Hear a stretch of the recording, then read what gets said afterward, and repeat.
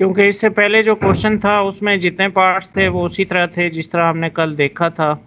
ये exercise number 8.1 में अभी क्वेश्चन नंबर 5 है जो हम आगे आज स्टार्ट करेंगे। तो इसको हम देखते हैं कि इस क्वेश्चन में हमें क्या कहा गया है। क्वेश्चन की स्टेटमेंट क्या है? Verify whether the following points lies on the line. आपने ये बताना है कि ये वाले जो पॉइंट्स हमें दिए गए हैं जिसमें ये 2x है, उसके बाद -y+1 है, ये एक लीनियर इक्वेशन है, यानी कि एक लाइन की इक्वेशन है। आपने ये चेक करना है जो पॉइंट्स हमें दिए गए हैं क्वेश्चन नंबर 5 में, ठीक है, वो लाई करते हैं या नहीं करते इस लाइन पे। ठीक है, तो अब हम इसमें पॉइंट्स ले लेते हैं। जैसे हमें दिया गया इसमें 2 और 3, पहले हम फर्स्ट पॉइंट ले लेते हैं इसमें। ठीक है, 2 और 3। अब इस 2 और 3 का मतलब क्या है? इस 2 और 3 का मतलब ये है कि x की वैल्यू जो है वो इसमें 2 है और y की वैल्यू जो है वो इसमें 3 है। ठीक है, अब हम ये वैल्यूज़ इसमें पुट करेंगे, यानी कि x की जगह पे हमारे पास आ जाएगा 2 और y की जगह पे हमारे पास आ जाएगा 3 + 1 = 0। ठीक है, तो मतलब x की जगह पे हमने 2 पुट कर दिया, y की जगह पे हमने 3 पुट कर दिया। तो अब हमने ये देखना है 2 को अगर हम 2 से मल्टीप्लाई करें तो 4 होता है। 4 - 3 + 1 = 0।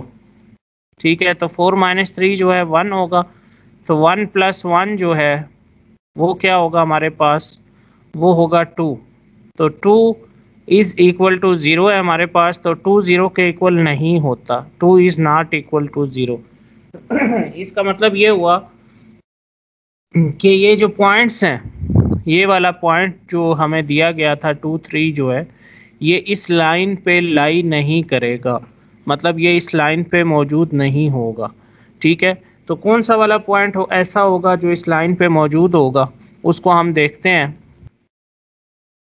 अभी इसमें हमारे पास हम देखते हैं नेक्स्ट क्वेश्चन जो है, जिसमें हमें ये दिया गया है 2x - y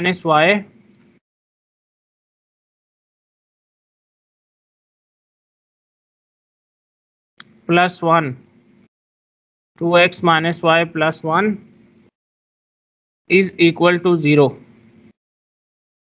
ठीक है, ये हमें एक इक्वेशन दी गई है जो कि लीनियर इक्वेशन है और ये लाइन की इक्वेशन है। हमने ये बताना है इसके नीचे जो हमें पॉइंट्स दिए गए हैं। ये क्वेश्चन नंबर हम 5 कर रहे थे।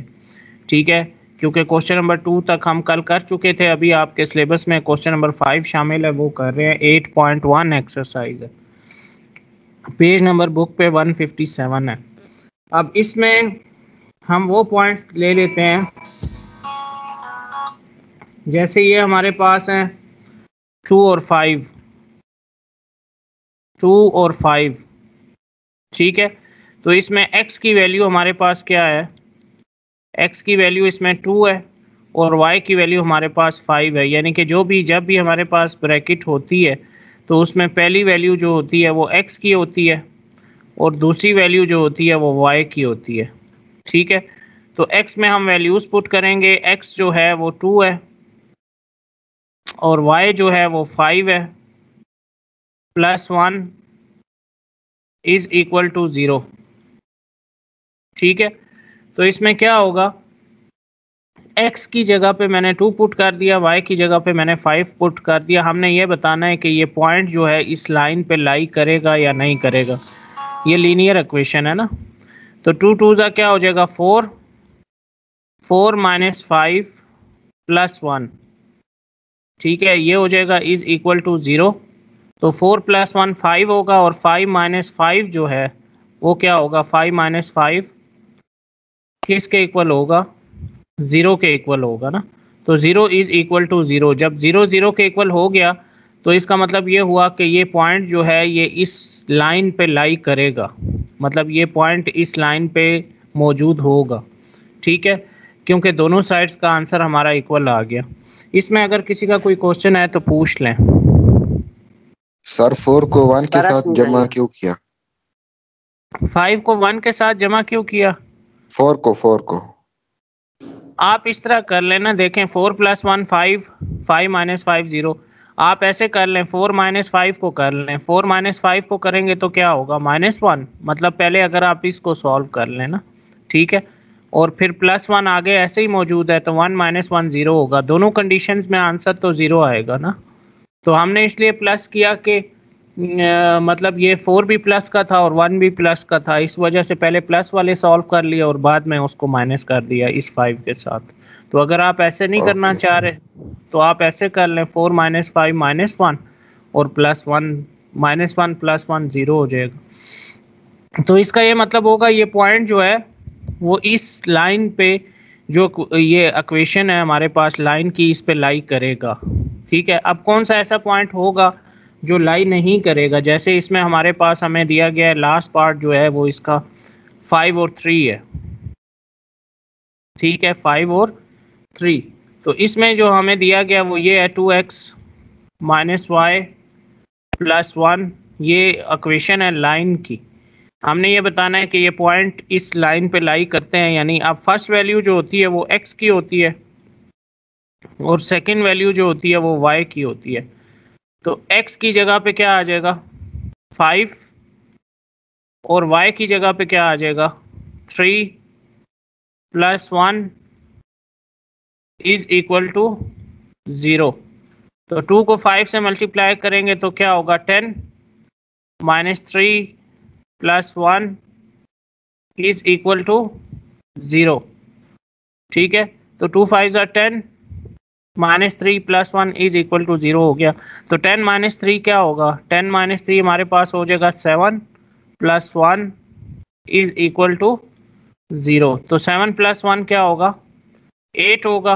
8 = 0। तो 8 0 के इक्वल होता है या नहीं होता, ये बताएं। No sir. No sir. तो 8 0 के इक्वल नहीं होता। 8 इज नॉट इक्वल टू 0। तो इसका मतलब ये होगा कि ये वाला जो पॉइंट है 5 3 जो पॉइंट है वो इस लाइन पे लाई नहीं करेगा। ये आपको याद है ना, जब हमने ग्राफ बनाया था तो लाइन आती थी हमारे पास, या इस तरह आती थी, या जब हमने ग्राफ बनाया था तो या तो इस तरह आती थी, कोई ना कोई लाइन इस तरह स्ट्रेट लाइन आती थी हमारे पास, या इस शेप में होती थी, या इस शेप में, या इस शेप में, जब हम ग्राफ बनाते थे। तो ये पॉइंट जो है इस लाइन पे लाई नहीं करेगा, ये किसी और जगह पे होगा। इसका ये मतलब है, क्योंकि ये 8 जो है वो 0 के इक्वल नहीं है।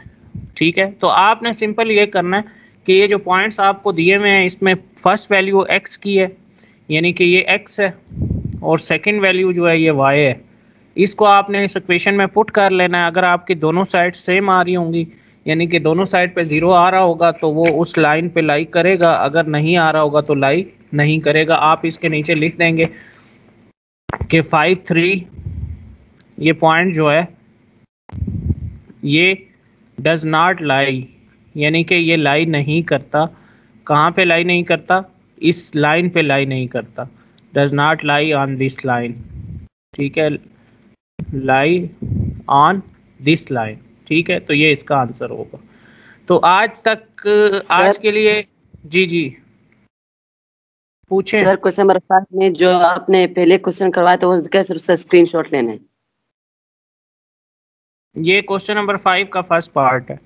ठीक है, इसमें आप देख लें कि ये भी डज नॉट लाई है। ये क्या है? Does not lie. Does not lie है। क्यों है डज नॉट लाई? उसकी वजह क्या है कि जो आंसर हमारा आ रहा है वो आंसर जो है वो इस लाइन पे, इस लाइन में नहीं होगा। उसकी वजह ये है कि ये 0 के इक्वल नहीं आ रहा। ये 2 है तो 2 इज नॉट इक्वल टू 0 होता है। समझ आ गई बात? Yes sir, thank you. Yes sir. ठीक है,